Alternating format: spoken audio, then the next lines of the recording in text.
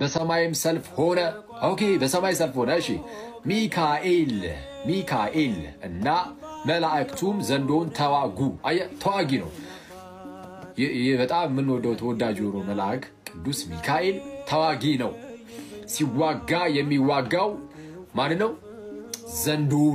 ዘንዶን ሚካኤል በስም የተጠራው መልአክ እዚህ ጋር ቅዱስ ሚካኤል ነው ቅዱስ ሚካኤል እና መላእክቱ ዘንዶን ተዋጉ ዘንዶም ከመላእክቱ ጋር ተዋጋ እሺ አልቻላቸውም ምን አለ አልቻላቸውም ከዚያም ወዲያ በሰማይ ስፍራ አልተገኘላቸውም አጋንንቱ ማለት ነው ኦኬ አጋንንቱ ዓለምን ሁሉ የሚያስተው ዲያብሎስና ሰይጣን የሚባለው ታላቁ ዘንዶ እርሱም የቀደመው እባብ ተጣለ ወደ ምድር ተጣለ መላእክቱም ከእርሱ ጋር ተጣሉ ስለዚህ ወደ ምድር የተጣሉላቸው እዚሁ ዝም ብለው ብቻ እንደው ካገኙ እዚሁ ብቻ ይፈልጋሉ ማለት ነው የሚወጡትን እየፈለጉ ያንዣብባሉ አስበዋል በሰማይ ሰልፍ ሆኖ የረታው ወቅቱ የጣለው ያ ታላቁ መልአክ አንተን ለማገዝ ደግሞ የወደቀው እንደዚህ የጣለውን መልአክ ደግሞ አሁን እሱ በዚህ በእንደዚህ ሁኔታዎች ውስጥም ደግሞ ሊያግዝ ሲላክል አረ እግዚአብሔር ቸር ነው ክርስቶስን እኔ የእግዚአብሔርን ቸርነት የእግዚአብሔርን መልካምነቱን ከምናጣጣምባቸው ነገሮች ውስጥ አንዱ መላእክቱን ስለኛ የሚልከው ነገር ነው በጣም ነው የሚያስገርመው መላእክቱ በጣም ኃያል ናቸው ግሩማን ናቸው በፊቱ እየተንበረከኩ እየሰገዱለት ያመሰግኑታል እግዚአብሔርን ጌታችን ኢየሱስን እና እነዛን ታላላቅ መላእክት ደግሞ አንተን እንዲያገለግል አንተን እንዲያግዝ መልአኩ ይልክልሃል እግዚአብሔር አምላክ በጣም ቸር ነው እግዚአብሔር መልካም ነው እና ስለዚህ በጣም እናመሰግናለን እግዚአብሔርን ስለ ቅዱስ ሚካኤልም እናመሰግናለን ኦኬ ስለ መላእክቱ እናመሰግናለን መላእክቱን የሚልክልን ለማገዝ የሚላኩ ነው ባይዚያር የሚልካቸው ማለት ነው እግዚአብሔር ነው ለምን ለማገዝ ቤተክርስቲያን አንተውም ከቶ የሰጠንን በደሙ መስርቶ የሰጠንን ጌታ በመስቀሉ ይህን ላደረገ ሃሌሉያ በሉ እግዚአብሔር ታማኝ ነው ሁልጊዜ በቃሉ ሙሽራው ሙሽሪት እንኳን ደስ ያላችሁ የያዕቆብ ሞገሱን የማይሆን መስሎ የታየንም እግዚአብሔር ሆኖ ስላየንም እንደ ሐሳብ ልጆች ተሰልፈን ስሙን በቅኔ ለማመስገን የተባረክ በመዳፉ ቀኔን ያፍስ እንዴት ነው የምታምሪው በጌታ አሁን ሁሌ እንድቀጣ ነው እንደዚህ እንትለኝ የምሬን እኮ ነው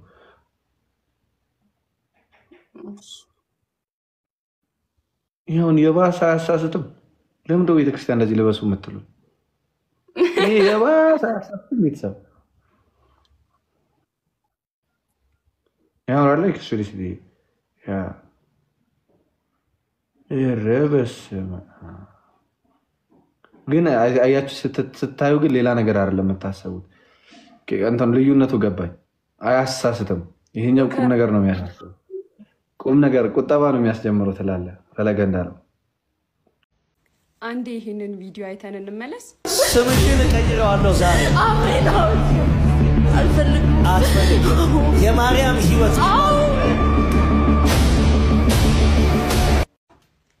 ብጽዕት ሴት ቅዱስ ከመሆኗ የተነሳ ቅዱሱን እግዚአብሔር መሸከም የቻለች ብጽዕት እንዴት የዝችን እናት ስም መሸከም ሊያሳፍረን ይችላል እንዴት የዝችን የአምላክን እናት ስም መሸከም ሊያስጨንቀን ይችላል የት እየሄድን ነው አንዳንዴ መጽሐፍ ቅዱስ ያከበራቸውን ሰዎች ማክበር ተገቢ ነው የሰፈሮቻችን ትልልቅ እናቶች አባቶች እንኳን አክብረን ዝቅ እንሌለ እንዴ ምን አይነት ጥላቻ ነው ይሄ የማርያምን ህይወት መኖር ብትችይ ኑሮ እንዴት በታደልሽ ነበር እንዴት የታደልሽ ሴት ትሆኚ ነበር የሷን ህይወት መኖር አትችይም ልትኖሪውም አትችይም ወደፊትም ማንንም ሴት አይደለም ማንንም ሰው የማርያምን ህይወት ሊኖረው አይችልም በጣም አዝናለሁ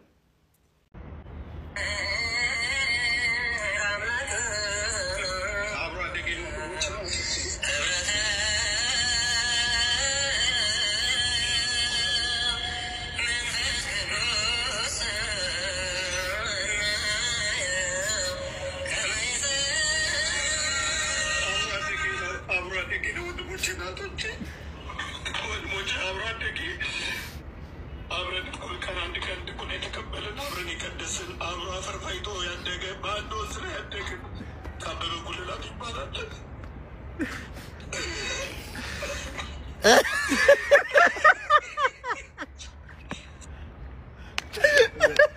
አበበ ጉልላትን አልመረዙትም፣ አልገደሉትም።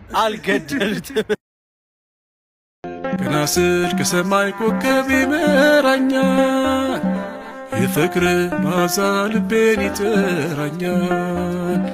እንዳጭሩ ገራጭ ሾላ ላይ በወጣ ከቤቴ ሊገባ መምሮ መጣን እንዴ። ሙስሊሞች ስላሴን ለመረዳት ለምን ከበዳቸው? ሁላችሁም ይሄንን ቪዲዮ ኮፒ ሊንክ፣ ሪፖስት፣ ሼር አድርጉ። አካውንታችን ትንሽ ስለተመታ ለማለት ነው። ሰላም ክርስቶስ ከኔም ከናንተም ጋር ይሁን። ሙስሊሞች ስላሴን ለመረዳት ለምን ከበዳቸው ብለን ከጠየቅ ጥፋተኞቹ እነሱ አይደሉም። እነርሱ አምላክ ብለው የሚከተሉት አካል ራሱ አላህ ራሱ ስላሴን አልተረዳ። ኦኬ አምላክ ብለው የሚከተሉት አካል ስላሴን አልተረዳ። ማስረጃ አለን? ኦፍ ኮርስ ማስረጃ አለን። አላህ ሪቪል ያደረገው ወይ ደግሞ እውነትን ገለጠበት ብሎ በሚያምኑት በቁርአናቸው ላይ ደን ስንመለከት ሱራ 4 ቁጥር 171 ላይ እንደዚህ የሚል ቃል እናገኛለን። በአላህና በመለክተኞቹም እመኑ፣ አማልክት ሶስት ናቸው አትበሉም፣ ተከልከሉ፣ ለናንተ የተሻለ ይሆናልና እየተባለ እናንተ የመጻፉ ሰዎች ሆይ እየተባለ ነው የሚነገረው። ምን አማልክት ሶስት ናቸው አትበሉ። አሁን እዚህ ጋር እንግዲህ የመጻፉ ክርስቲያኖች ነው አማልክት ሶስት ናቸው አትበሉ። አሁን እዚህ ጋር ግን አላህ ሲናገር አማልክት ሶስት ናቸው አትበሉ ብሎ አላህ ሲናገር ስለማን ነው ያወራ ያለው ከተባለ ሁለት ተፍሲራት እንመለከታለን። የመጀመሪያው ሱራ 471ን የተፍሲር አልጀላሊን ስንመለከት do not say the gods are three አማልክት ሶስት ናቸው አትበሉ የሚለውን ተፍሲሩ ምን ይላል? do not say the gods are three ከዛ ማን ቢዘረዝር ጥሩ ነው? God, Jesus and his mother ማን God, Jesus and his mother እግዚአብሔርን ወይ ደግሞ እነሱ አላህ የሚሉትን አካል ኢሳን እና እናቱ። ስለዚህ ሱራ 471 ላይ ራሱ አማልክት ሶስት ናቸው አትበሉ ተብሎ ክርስቲያኖች እናንተ የመጻፉ ሰዎች ሲባሉ ይሄንን ነገር ሪቪል ሲያደርግ አላህ ራሱ የሚያስበው ምንድነው? እኛ ክርስቲያኖች በጊዜው ኦኬ ስላሴን ስናመልክ ወይ ደግሞ የስላሴ አማኝ ነን ተብሎ ሲነገር እግዚአብሔርን ጌታ ኢየሱስንና ድንግል ማርያምን የምናመልክ ነበር የሚመስለው። በዚህ ብቻ ቢያበቃ ጥሩ ነው። እሺ የኢብን አባስን ተፍሲርም እንጨምር እዛው ሱራ 471 ተፍሲሩን ማለት ነው። እንዲህ ብሎ ይናገራል። ኦኬ so believe in Allah and his messengers, all the messengers including Jesus ካለ በኋላ and say not three gods. ኦኬ ሶስት አትበሉ son, father and wife አባት ልጅና ሚስት። አሁንም እዚህ ጋር የኢብን አባስ ተፍሲርንም ስንመለከት ሶስት አማልክት ሶስት ናቸው አትበሉ የሚለው ምን አባት ልጅና ሚስት። አሁንም አላህ ይሄንን ነገር ሪቪል ሲያደርግ እኛ ክርስቲያኖች ስላሴን ስናመልክ እሱ የሚመስለው ምንድነው ሪቪል ያደረገው ምን መስሎት ነው ከተባለ እግዚአብሔርን ጌታ ኢየሱስንና ድንግል ማርያም። ሌላ የቁርአን ክፍል ላይም ደግሞ እንደዚህ አይነት ነገር አላህ ራሱ ባንደበቱ ሲናገር እንመለከታለን። ሱራ 5 ቁጥር 116 ላይ ሱራ 5 ቁጥር 116 ላይ እንዲህ ብሎ ሲናገር እንመለከታለን። አላህም እንዲህ አለ የመርየም ልጅ ኢሳ ሆይ አንተ ለሰዎቹ እኔንና እናቴን ከአላህ ሌላ ሁለት አምላኮች አድርጋችሁ ያዙ ብለሃልን? ማናማን እኔንና እናቴን ከአላህ ሌላ ሁለት አምላኮች አድርጋችሁ ያዙ ብለሃልን ይላል። አላህ ራሱ እዚህ ጋር ሲናገር ምንድነው ክርስቲያኖች ያኔ ወርሺፕ የሚያመልኩት ማን ነው? ከኔ ውጪ ይላል አንተን ራስንና እናትን ጨምረ ሌሎች አማልክት አድርጋችሁ ያዙ ብለሃልን ሲል አሁንም እዚህ ጋር የምንመለከተው ምንድነው አላህ ክርስቲያኖች ስላሴን ያመልካሉ ሲባል አላህ የሚባለው አካል እግዚአብሔርን ጌታ ኢየሱስንና ድንግል ማርያምን የሚያመልኩ አድርጎ ነበር የተረዳው ይሄንን እንግዲህ ቁርአን የተባለው ሪቪሌሽን ሲገልጥ ማለት ነው። እዚሁ ቁርአን ላይ ደግሞ አላህ ሁሉን አዋቂ ነው ይባላል። አላህ ሁሉን አዋቂ ከሆነ ክርስቲያኖች ስላሴን ሲያመልኩ አብ ወልድ መንፈስ ቅዱስን እንደሚያመልኩ እንዴት ይጠፋዋል? አላህ ሁሉን አዋቂ ሳይሆን ቀርቶ ነው ወይስ ይሄ ነገር የሰው ድርሰት ስለሆነ ነው? ነገር ይወራሱ በጊዜው ያዩትን ነገር የመሰላቸው ነገር የጻፉት ነገር ስለሆነ ነው።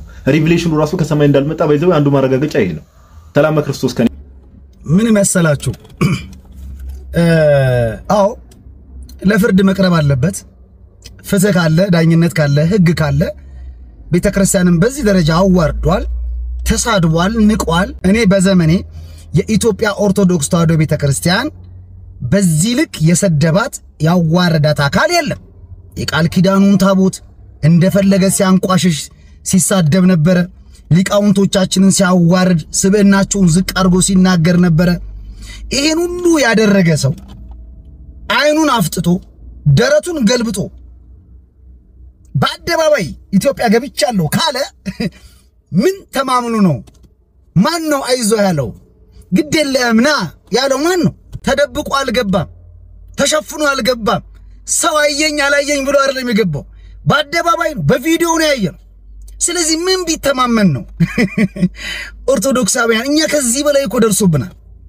እንደውም እሱን አሳስረ ነው እንደውም እሱን ለፍርድ አቅርበን ምናልባት በዚህ አጋጣሚ እንኳን ህግ ቢያስረው ልዩን ጀግና ማድረግ ነው እኮ እና ብዙ አልተበደልንም ወይ?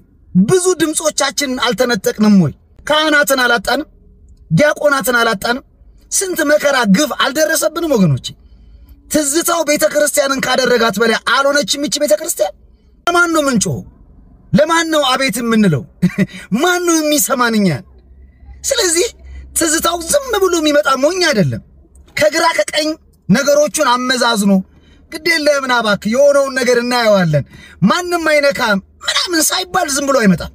ስለዚህ ምንድነው ማድረግ ያለብን ከሆነ ጥያቄው የኢትዮጵያ ኦርቶዶክስ ተዋሕዶ ቤተክርስቲያን የሕግ ክፍል አላት።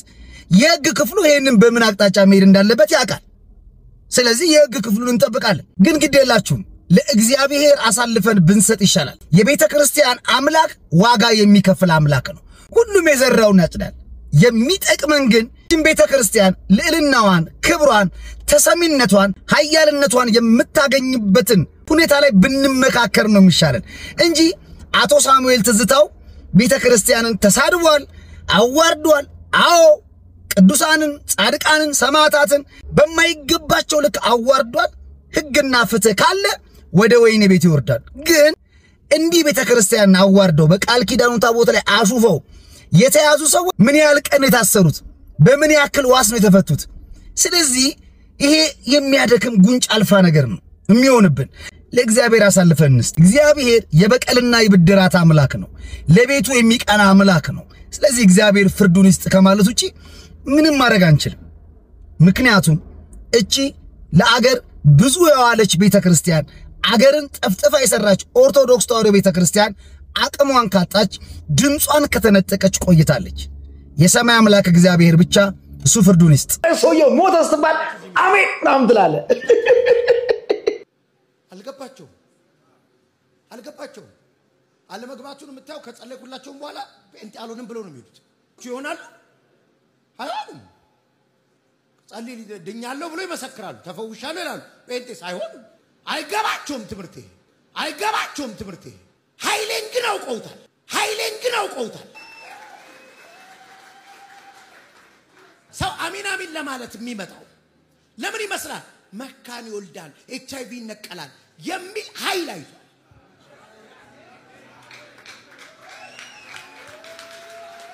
ብራዘር ትልልቅ የእግዚአብሔር ሰዎች ናይጄሪያን ይህን ሁሉ ነቢያትና ሐዋርያት የተነሳው አድሮሳ የሚባሉ የነቢያት አባት ነበሩ። ከጠንቋዮች ጋር 5 ደቂቃ ሰጥቻለሁ ይላሉ በናሽናል ቲቪ። 5 ደቂቃ ሰጥቻለሁ ኢየሱስን ትቀበለዋለህ? ኮንፈረንሳቸው ላይ ክፉ ተናግሮባቸው ነው። 5 minutes 4 ቀረ 3 ቀረ ይላሉ። 5ኛው ደቂቃ ላይ ጠንቋዩ ሞተ። እንዲህ አይነት ትዕቢት አይቻላል። ሙስሊሞቹ ይመጣሉ ሊፈወሱ ይመጣሉ አለ። ትምህርት አይገባቸውም ማለት እንዴት ይገባቸዋል? ሲጀመር አንተ ወንጌል አታውቅም፣ ወንጌሉን አታውቀውም፣ ሲጀመር አታውቀውም። ስለዚህ ትምህርት እንኳን አይደለም ሙስሊሙ አዳራሽ ቁጭ ያሉት እንኳን ያንተ ትምህርት በፍጹም አይገባቸው፣ ገብቷቸው አያውቅ። ትምህርት አይገባቸውም ማለት ኤችአይቪ ይነቀላል፣ ካንሰር ይባረራል። ግን ጴንጤ ሁሉ ሲባሉ አምኖንም ይላሉ። አየህ አንተ የሚያስጨንቅ የስጋ ህመምና በሽታ ከሰዎቹ መሄድ እንጂ ስለ ዘላለም ህይወታቸው አይደለም። እነሱም ከኤችአይቪ ማዳን ካዳንክ ማለት ነው አታድንም እንጂ ይታየ የዘላለም ህይወታቸው ያስጨንቃል።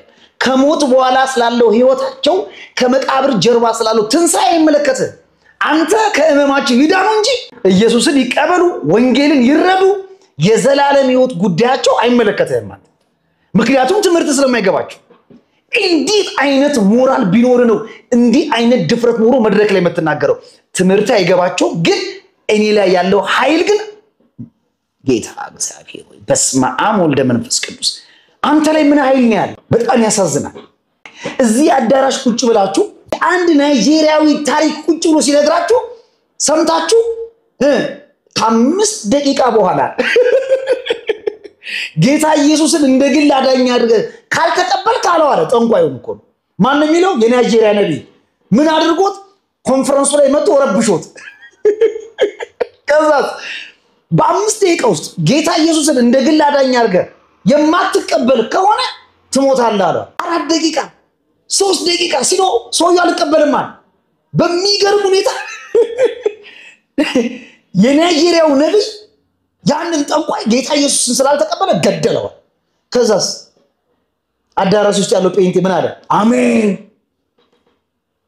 ኤልያስ ፍራ እናንተ በዚህ ደረጃ ይሄንን ተረት እየሰማችሁ የነ ተክለ ሃይማኖት የነ ቅዱስ ጊዮርጊስን የእመቤታችን የቅድስት ድንግል ማርያም ተአምራቱ አንቀበልም ትላላችሁ የአንድ ናይጄሪያዊ ተረት እየሰማችሁ ማን ነው ታዲያ አሁን በዚህ ዘመን ጌታ ኢየሱስን እንደግል አዳኝ አድርገህ ተቀበል ሲባል እምቢ ስላለ ያ ነብይ የእግዚአብሔር ሰው ተቆጥቶ ሰውየውን ገደለው ከዛ አንተ አዳራሽ ውስጥ አሜን ትላለህ እቺ በእውነት በጣም የሚደክመው ኃይልን ያውቁታል የትኛውን ኃይሉን ኤችአይቪ የሚያድነውን ኃይሉን ያውቃል ጨጓራ የሚያድነውን ኃይል ያውቃል መካን ወላድ የሚያደርገውን ኃይል ያውቃል እሱን ተቀብለው ነገር ግን ጌታ ኢየሱስን ተቀበሉ ሲባሉ አይ ጴንጤያኑንም ብለው ይሄዳሉ አንተ ሊያስጨንቅ የሚገባው የዘላለም ሕይወታቸው እኮ ነበር ክርስቶስን ስለመቀበላቸው ነበር ግድልል የሚገባው ከስጋ ህመማቸው ከሚፈወሱ ከኤችአይቪ ከሚድኑ መካኑ ልጅ ከሚያገኙ እኮ ክርስቲያን ቢሆኑ የሚቀርደው አንተ ክርስቲያን ስለመሆናቸው ግድ አይደለም አንተ ግድ የሚል ምንድነው መዳናቸው በዚህ ደረጃ የዘቀጠ ትምህርት ቁጭላቸው የምትማሩ እናንተ ምስኪን እግዚአብሔር ይሁናችሁ በጣም ነው የምታሳዝኑ በመላው ዓለም ላይ የምትገኙ ኦርቶዶክሳውያን ምናልባት እንደሌላው ጊዜና ወቅት በጣም ደስ ብሎኝ ጮክ ብዬ የማወራችሁ ጉዳይ አይደለም አሁን ያለኝ ከአዲስ አበባ 600 ኪሎ ሜትር ርቀት ላይ ራማ ኪዳነ ምሕረት ነው የምገኘው በዚህ ገዳም እናቶችም አባቶችም የሚኖሩበት ገዳም በ6ኛው መቶ ክፍለ ዘመን የተመሰረተ ጥንታዊ የሆነ ገዳም ነው ይህ ገዳም ዞብል የሚባል መከረኛ ተራራ የቆመበት ገዳሙን በዚህ ምክንያት ከድሮ ከጥንት ጀምሮ በብዙ ጦርነቶች ውስጥ ብዙ መከራ ብዙ ፈተና ያየበት ገዳም ነው ራማ ኪዳነ ምሕረት አገራችን ውስጥ በዚህ 7 ዓመት ውስጥ እንኳን ሁለቱንም ጦርነቶችን አስተናግዷል በዚህም ጦርነት ከ6 በላይ መናንያኑን አባቶችና ተማሪዎችን በሰማዕትነት አርፈዋል ኦርቶዶክሳውያን ሰው እንዴት ለዓመታት በጦርነት ይኖራል እናንተ የተዋሕዶ ልጆች በውሃ ጥም ምክንያት ስንት ቀን ልትቆዩ ትችላላችሁ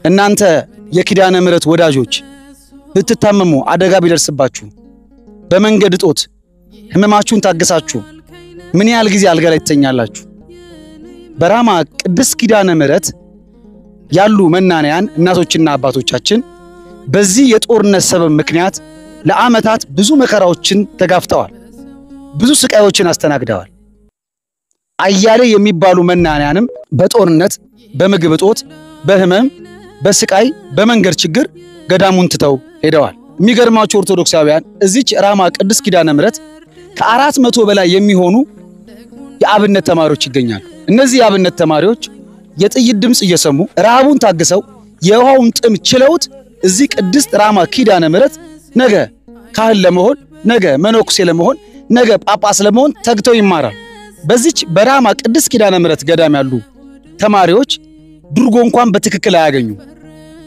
ቀኑን ሙሉ በረሃብ ውለው ማታ ምናልባት ጥቂት ነገር ካገኙ ይሄ የሆነው ደግሞ በአካባቢው ላይ በየጊዜው በየዓመቱ በየወቅቱ በሚነሳ የጦርነት ምክንያት ነው ኦርቶዶክሳውያን ባለማተቦች እናንተ የቅድስት ኪዳነ ምሕረት ወዳጆች እባካችሁ በዚች በራማ ቅድስት ኪዳነ ምሕረት ለሚማሩ የአብነት ተማሪዎች እናቶቻችን መናንያን አባቶቻችን መነኮሳት እባካችሁ የመብራት ችግር፣ የውሃ ችግር፣ የመንገድ ችግር፣ የሚበላና የሚጠጣ ችግር እንዲሁም የሕክምና እጦት አለባቸውና ከላይ በማስቀምጥላችሁ አካውንት ያቅማችሁን በማድረግ የአብነት ተማሪዎችን እንድታግዙ እናት መናንያንና መነኮሳትን ደግሞ ጉልበት አቅም እንድትሆናቸው በእናታችን በአማላጃችን በቅድስት ኪዳነ ምሕረት ስም እማጸናችኋለሁ። አሁን ለምርትነሽ ማስተላልፈው መልእክት ምንድነው መሰላችሁ? እህታችን ናት ከኛ ጋር አስታገለግል ነው። እግዚአብሔር ቢረዳሽ ብትወጪ ነው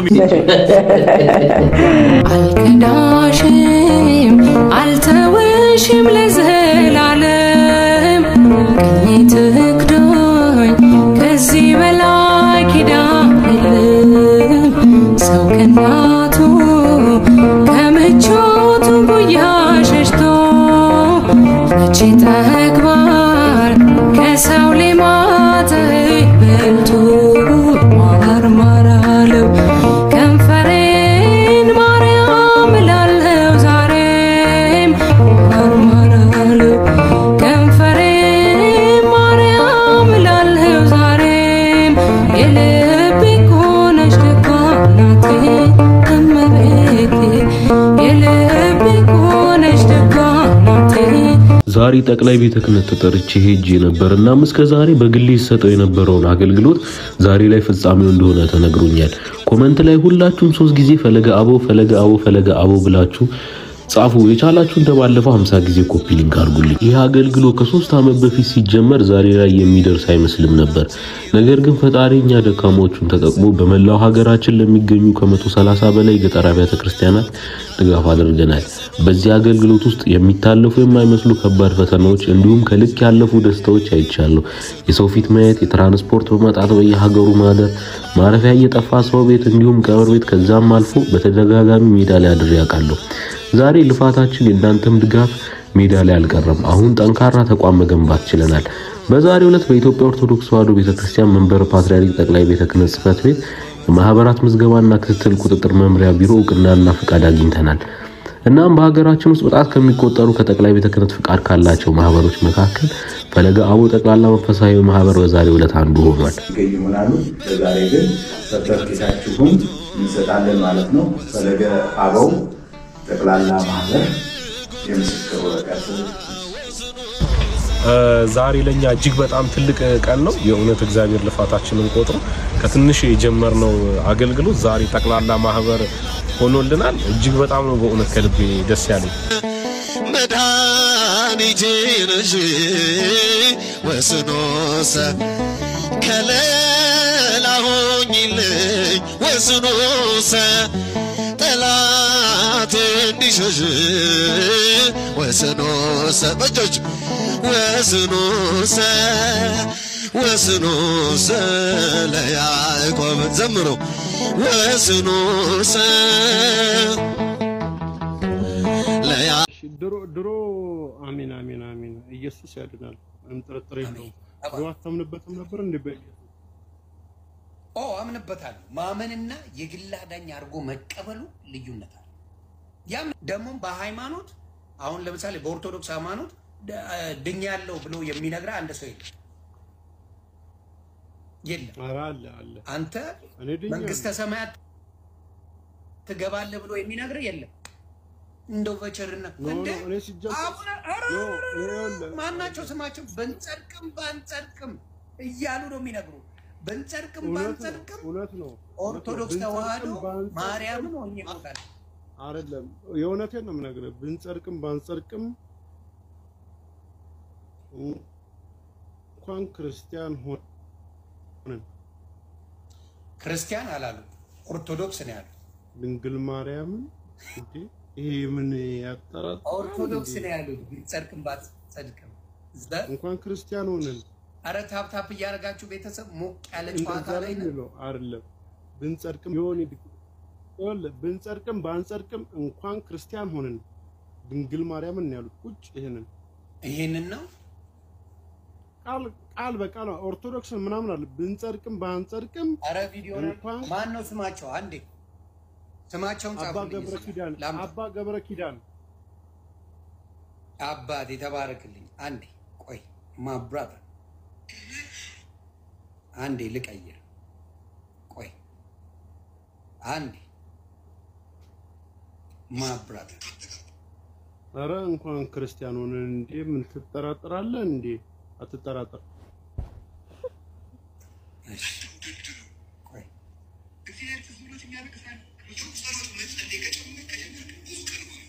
የታ ብንጸድቅም ብትጸድቅም የሚሉት